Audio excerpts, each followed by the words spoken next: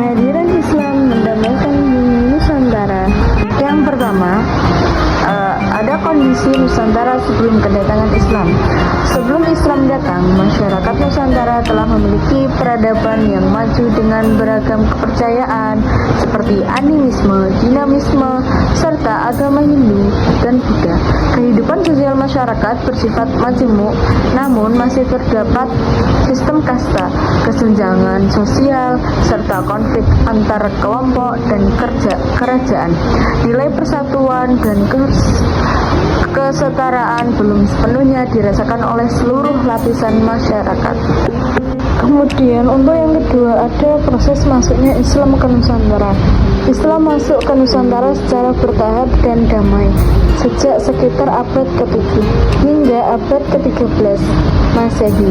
Penyebaran Islam tidak dilakukan melalui penaklukan atau peperangan, melainkan melalui satu, jalur perdagangan, yang kedua, perkawinan dengan penduduk lokal, dan yang ketiga, pendidikan dan pesantren, yang keempat, dakwah kultural yang menyesuaikan dengan budaya setempat, dan yang kelima, pendekatan yang santun ini membuat Islam mudah diterima oleh masyarakat Nusantara tanpa menimbulkan konflik sosial. Dan yang ketiga, ada metode dakwah Islam yang menyejukkan.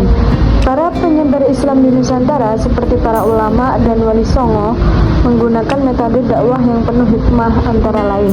Yang pertama, menghargai adat dan tradisi lokal. Yang kedua, menggunakan seni dan budaya seperti wayang, tembang, dan gamelan. Dan yang ketiga, memberikan teladan akhlak mulia. Yang keempat, mengajarkan Islam secara bertahap dan tidak memaksa.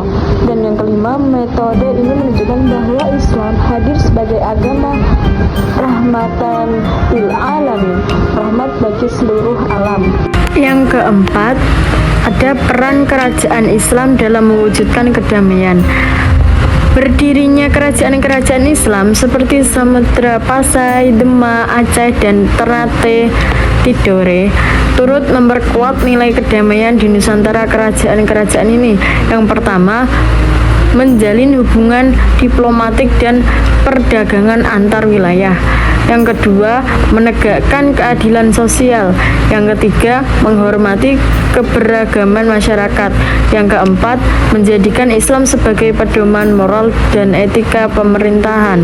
Yang kelima, hal ini memperkuat persatuan dan stabilitas sosial di Nusantara. Yang kelima, nilai-nilai perdamaian dalam ajaran Islam. Islam mengajarkan nilai-nilai universal yang mendukung terciptanya kehidupan damai di antaranya. Yang pertama itu ada toleransi, tasamuh terhadap perbedaan. Yang kedua, persaudaraan, ukhuwah antar umat manusia. Yang ketiga, ada keadilan, adil dalam kehidupan sosial. Yang keempat, musyawarah, syura dalam menyelesaikan masalah. Yang kelima, larangan memaksa keyakinan. Dan yang keenam, nilai-nilai ini menjadi fondasi kuat dalam membangun harmoni di tengah kemajemukan Nusantara. Yang keenam, dampak kehadiran Islam bagi kehidupan masyarakat Nusantara. Kehadiran Islam membawa perubahan positif, antara lain, yang pertama, terciptanya kehidupan sosial yang lebih adil dan setara. Kedua, berkembangnya sikap saling menghormati antar umat beragama. Ketiga, menguatnya persatuan di tengah keberagaman. Keempat, berkembangnya pendidikan dan budaya berbasis nilai moral. Dan yang kelima, Islam tidak menghapus budaya lokal, melainkan menyempurnakannya dengan nilai-nilai akhlak dan kedamaian. Yang terakhir ada kesimpulan. Kehadiran Islam di Nusantara merupakan proses sejarah yang damai dan penuh toleransi.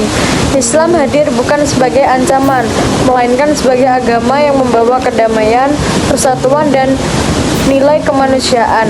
Melalui dakwah yang bijaksana dan akhlak yang mulia, Islam berhasil mendamaikan bumi Nusantara dan membentuk masyarakat yang harmonis hingga saat ini. Sekian, terima kasih.